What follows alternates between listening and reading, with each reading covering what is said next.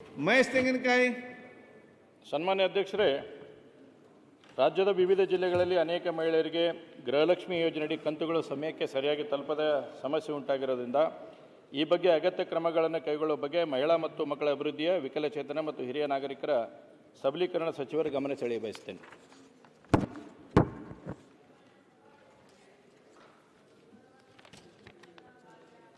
ಶಾಸಕರಿಗೆ ಒದಗಿಸಿದ್ದೀನಿ.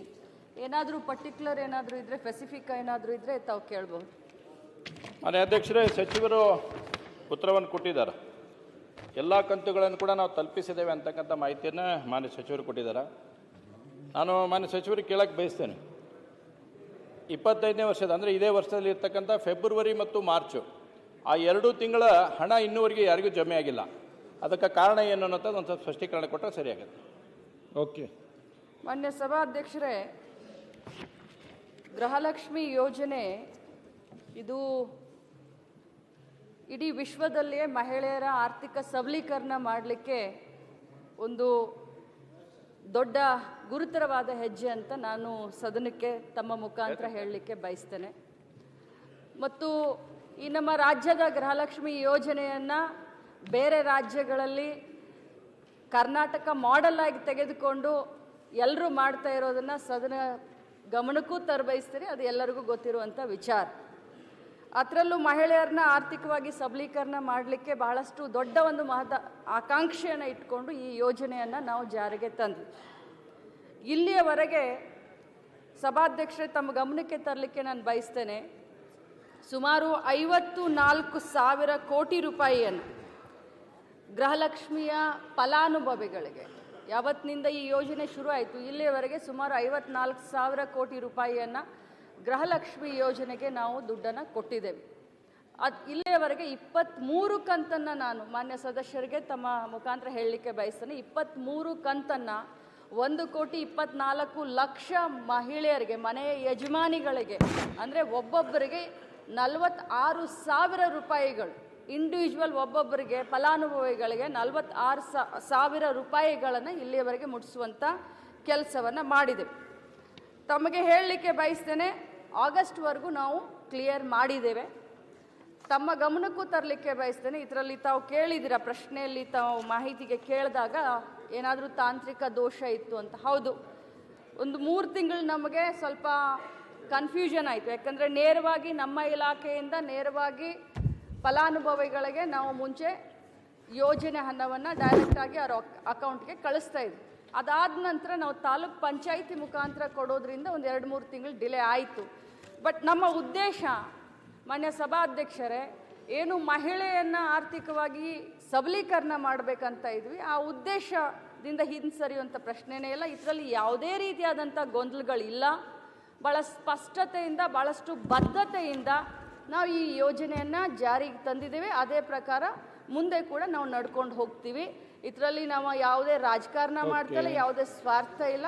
ಭಾಳಷ್ಟು ನೀಟಾಗಿ, ಕರೆಕ್ಟಾಗಿ, ಯಾವುದೇ 1 ರೂಪಾಯಿ ಹೆಚ್ಚು ಕಡಿಮೆ ಈಚೆ ಆಚೆ ಆಗದೆ, ಯಾವುದೇ ಮಧ್ಯವರ್ತಿಗಳ ಹಾವಳಿ ಇಲ್ಲದೆ ಡೈರೆಕ್ಟಾಗಿ ಮನೆಯ ಯಜಮಾನಿಗೆ ದುಡ್ಡನ್ನು ತಲುಪಿಸುವಂಥ ಕೆಲಸ ಮಾಡ್ತಾ ಇದ್ದೀವಿ. ಓಕೆ. ಮಾನ್ಯ ಅಧ್ಯಕ್ಷರೇ, ಹೇಳಿದ್ರು. 1 ಮಿನಿಟ್ ಅಲ್ಲ, ನಾ ಕೇಳಿದ್ದು ಹೇಳಿಬಿಟ್ಟು ಎಲ್ಲ ಹೇಳಿದರು. ನಾನು ಕೇಳಿದ್ದು ಫೆಬ್ರವರಿ ಮತ್ತು ಮಾರ್ಚು 2025 ದುಡ್ಡು ಇನ್ನೂವರೆಗೆ ಬಂದಿಲ್ಲ ಅಂತೇಳಿ. ಅದನ್ನ ಬಿಟ್ಟು ವಿಶ್ವದ ಹಿಡಿದು ಎಲ್ಲ ಹೇಳಿದರು. ಅದ್ರ ಬಗ್ಗೆ ಫೆಬ್ರವರಿ ಮತ್ತು ಮಾರ್ಚ್ ಹಣ ಯಾಕೆ ಬಂದಿಲ್ಲ, ಇನ್ನೂವರೆಗೆ ಯಾಕೆ ಬಿಡುಗಡೆ ಆಗಿಲ್ಲ, ಅದನ್ನು ಸ್ಪಷ್ಟೀಕರಣ ಕೊಡ್ರಿ. ಮಾನ್ಯ ಸಭಾಧ್ಯಕ್ಷರೇ, ನಾನು ಈಗಲೇ ಸದಸ್ಯರ ಗಮನಕ್ಕೂ ತೆಗೆದುಕೊಂಡು ಬಂದಿದ್ದೀನಿ. ಇಲ್ಲಿಯವರೆಗೆ 23 ಕಂತನ್ನು ಕ್ಲಿಯರ್ ಮಾಡಿದ್ದೀವಿ. ಆಗಸ್ಟ್ವರೆಗೂ ಕೂಡ ನಾವು ಹಣವನ್ನು ಹಾಕಿದ್ದೀವಿ ಅಂತ ನಾನು ಕ್ಲಿಯರ್ ಮಾಡಿದ್ದೀನಿ. ಅವರ ಲಾಸ್ಟ್ ಇಯರ್ದು ಮಾರ್ಚ್ ಮತ್ತು ಏಪ್ರಿಲ್ದು, ಮಾರ್ಚ್ ಮತ್ತು ಫೆಬ್ರವರಿ ಅಲ್ಲಲ್ಲ ಮೇಡಮ್ ಅವರು, ಫೆಬ್ರವರಿ ಮತ್ತು ಮಾರ್ಚ್ 2025 2 ತಿಂಗಳ ಹಣವನ್ನು ನೀವು ಇನ್ನೂ ಹಾಕಿಲ್ಲ. ಯಾವ ಆಫೀಸರ್ ಇದ್ರೆ ದಯವಿಟ್ಟು ಕೇಳ್ರಿ.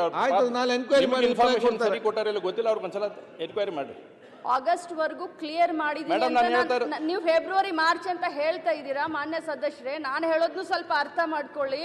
ಆಗಸ್ಟ್ ವರ್ಗು ಕ್ಲಿಯರ್ ಮಾಡಿದ್ದೀನಿ, ಫೆಬ್ರವರಿ ಮಾರ್ಚ್ ಹಿಡ್ಕೊಂಡು ಅಂತ ತಮ್ಮ ಗಮನಕ್ಕೆ ಹೇಳಲಿಕ್ಕೆ ಬಯಸ್ತೇನೆ. ಹಾಗಾದ್ರೆ ಒನ್ ಮಿನಿಟ್ ನೀವು ಹೌಸ್ನಲ್ಲಿ ಉತ್ತರ ಕೊಡ್ತಾ ಇದ್ರಿ, ಫೆಬ್ರವರಿ ಮಾರ್ಚ್ ಹಾಕಿಲ್ಲ ಅಂತಂದ್ರೆ ಏನಂತ ಅದೊಂದ್ಸಲ ಹೇಳ್ಬಿಡ್ರಿ.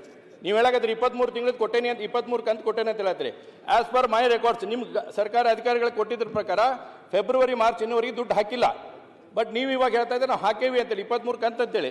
ಇನ್ನು ನೀವು ಆಗಸ್ಟ್, ಸೆಪ್ಟೆಂಬರ್, ಅಕ್ಟೋಬರ್, ನವಂಬರ್ ಮಟನು 3 ತಿಂಗಳದ್ದು ಬ್ಯಾಲೆನ್ಸ್ ಐತಿ. ಅದು 3 ತಿಂಗಳು ಯಾಕೆ ಬ್ಯಾಲೆನ್ಸ್ ಇಟ್ಟಿರಿ ಅನ್ನೋದು ತದೇಳ್ರಿ. ನೀವು ಹೇಳಿದ್ರಿ ಗೃಹಲಕ್ಷ್ಮಿ ಬಹಳ ಒಳ್ಳೇದೈತಿ, ಅದ್ರ ಬಗ್ಗೆ ಒಪಿನಿಯನ್ ಇಲ್ಲ. ನೀವು ಗಮನ ಸರ್, 1 ಸೆಕೆಂಡ್ ಸರ್, ಕೊಡ್ತಾರೆ ಅವರು. ಅಲ್ಲ 1 ಸೆಕೆಂಡ್ ಸರ್, ನಾನು ಕೇಳಾಕತ್ತೀನಿ, ಅದ ಕೇಳತ್ತೀನಿ. ಅದೇ ನೀವು ಯಾವ್ದು ಗಮನಿಸಿಲ್ದ ಅದ್ರ ಬಗ್ಗೆ ಕೇಳಿ ಹೇಳಿ ಮೇಡಮ್. ಅದನ್ನ ಫೆಬ್ರವರಿ ಮಾರ್ಚ್ ಯಾಕೆ ಹಾಕಿಲ್ಲ ದುಡ್ಡು ಹೇಳಿ. ನೋಡಿ, ನಾನು ಮಾನ್ಯ ಸದಸ್ಯರ ಗಮನಕ್ಕೆ ತೆಗೆದುಕೊಂಡು ಬರಲಿಕ್ಕೆ ಬಯಸ್ತೇನೆ ಅಧ್ಯಕ್ಷರೇ.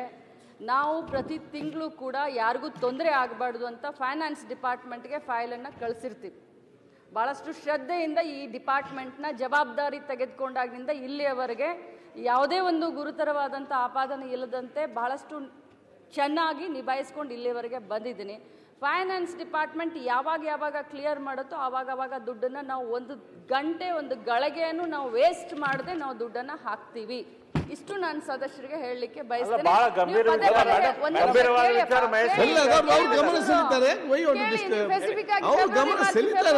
ಅಂತ ಹೇಳ್ತಾ ಇದ್ದೀರಿ.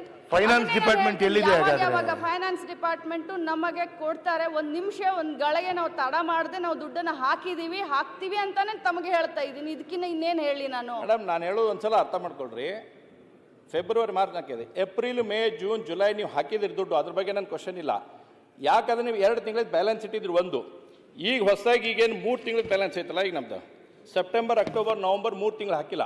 ಯಾಕೆ ಡಿಲೇ? ಏನು ಸರ್ಕಾರ ಹತ್ರ ದುಡ್ಡು ಇಲ್ವಾ? ಏನು ಸಮಸ್ಯೆ ಇದೆ? ಅದನ್ನೊಂದು ಸ್ವಲ್ಪ ಕ್ಲಾರಿಫಿಕೇಶನ್ ಮಾಡಿ. ನಾನು ಇಲ್ಲಿಯವರೆಗೆ ಬೇರೆ ರಾಜ್ಯದ ಬಗ್ಗೆ ಮಾತನಾಡಬಾರ್ದು ಅಂತ ನಾನು ಸುಮ್ಮನೆ ಇದ್ದೆ. ನಾನು ಅನಗತ್ಯ ಬೇರೆದನ್ನ ಮೈ ಮೇಲೆ ಎಳ್ಕೊಳ್ಬಾರ್ದು ಅಂತ ಸುಮ್ಮನೆ ಇದ್ದೆ.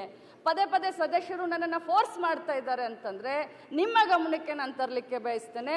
ತಮ್ಮ ಲಾಡ್ಲಿ ಬೆಹನ ಏನಾಯ್ತು ಮಹಾರಾಷ್ಟ್ರದಲ್ಲಿ? ಮೇಡಮ್, ನಾನು ಕೇಳ್ತಾ ಇರೋದು 1 ಮಿನಿಟ್. ಕರ್ನಾಟಕದ ವಿಧಾನಸಭಾ ಸದಸ್ಯನಾಗಿ ನಿಮಗೆ ನನಗೆ ಲಾಡ್ಲಿ ಬೆಹನ ಬಗ್ಗೆ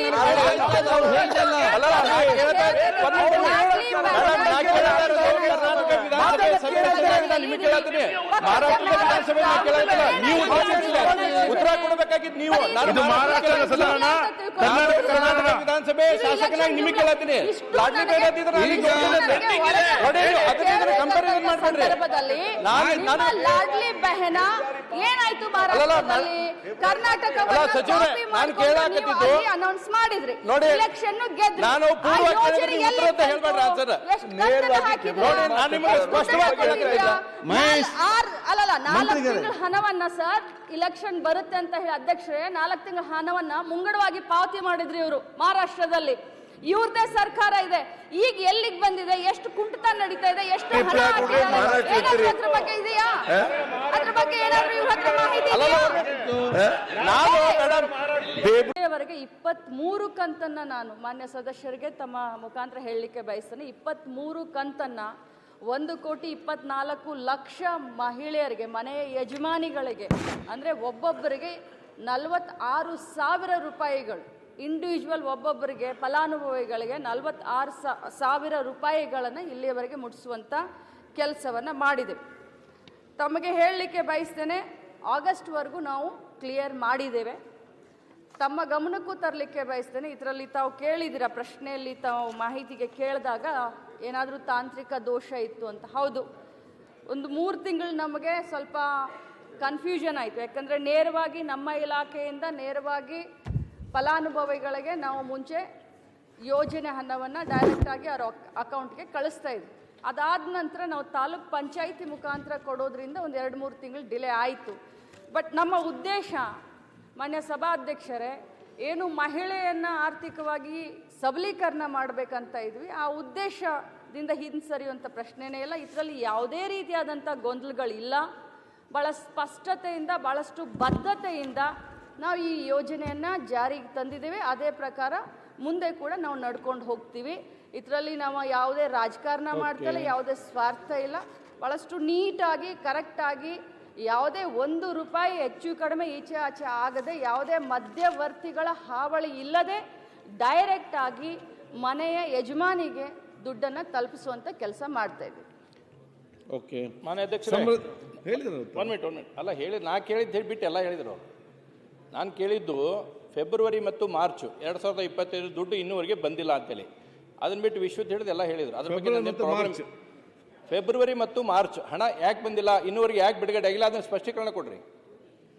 ಮಾನ್ಯ ಸಭಾಧ್ಯಕ್ಷರೇ, ನಾನು ಈಗಲೇ ಸದಸ್ಯರ ಗಮನಕ್ಕೂ ತೆಗೆದುಕೊಂಡು ಬಂದಿದ್ದೀನಿ. ಇಲ್ಲಿಯವರೆಗೆ 23 ಕಂತನ್ನ ಕ್ಲಿಯರ್ ಮಾಡಿದ್ದೀವಿ. ಆಗಸ್ಟ್ ವರೆಗೂ ಕೂಡ ನಾವು ಹಣವನ್ನು ಹಾಕಿದ್ದೀವಿ ಅಂತ ನಾನು ಕ್ಲಿಯರ್ ಮಾಡಿದ್ದೀನಿ. ಅವರೇ ಲಾಸ್ಟ್ ಇಯರ್ದು ಮಾರ್ಚ್ ಮತ್ತು ಏಪ್ರಿಲ್ದು ಮಾರ್ಚ್ ಮತ್ತು ಫೆಬ್ರವರಿ ಅಲ್ಲಲ್ಲ ಮೇಡಮ್ ಅವ್ರ, ಫೆಬ್ರವರಿ ಮತ್ತು ಮಾರ್ಚ್ 2025 2 ತಿಂಗಳದ ಹಣವನ್ನು ನೀವು ಇನ್ನೂ ಹಾಕಿಲ್ಲ. ಆಫೀಸರ್ ಇದ್ರೆ ದಯವಿಟ್ಟು ಕೇಳ್ರಿ. ಇನ್ಫಾರ್ಮೇಶನ್ ಸರಿ ಕೊಟ್ಟಾರ ಇಲ್ಲ ಗೊತ್ತಿಲ್ಲ, ಅವ್ರಿಗೆ ಒಂದ್ಸಲ ಎನ್ಕ್ವೈರಿ ಮಾಡ್ರಿ. ಆಗಸ್ಟ್ ವರೆಗೂ ಕ್ಲಿಯರ್ ಮಾಡಿದೀನಿ ಅಂತ ನೀವು ಫೆಬ್ರವರಿ ಮಾರ್ಚ್ ಅಂತ ಹೇಳ್ತಾ ಇದ್ದೀರಾ. ಮಾನ್ಯ ಸದಸ್ಯರೇ, ನಾನು ಹೇಳೋದ್ನು ಸ್ವಲ್ಪ ಅರ್ಥ ಮಾಡ್ಕೊಳ್ಳಿ.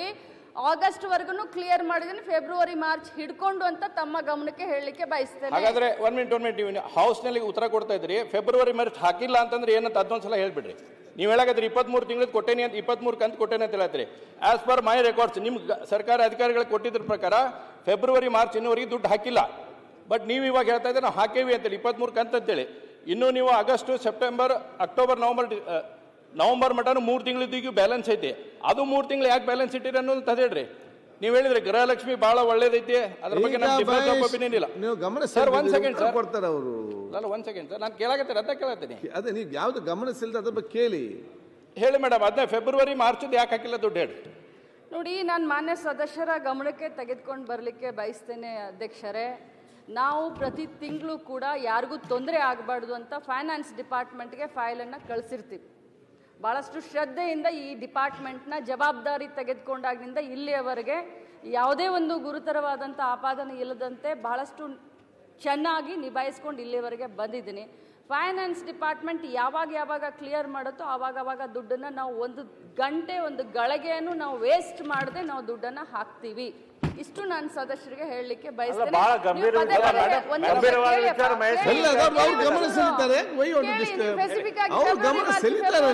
ಅಂತ ಹೇಳ್ತಾ ಇದ್ದೀನಿ. ನ್ಯೂಸ್ ಫಸ್ಟ್ ನಿರ್ಭೀತಿಯಿಂದ ನಿಮ್ಮ ಪರವಾಗಿ.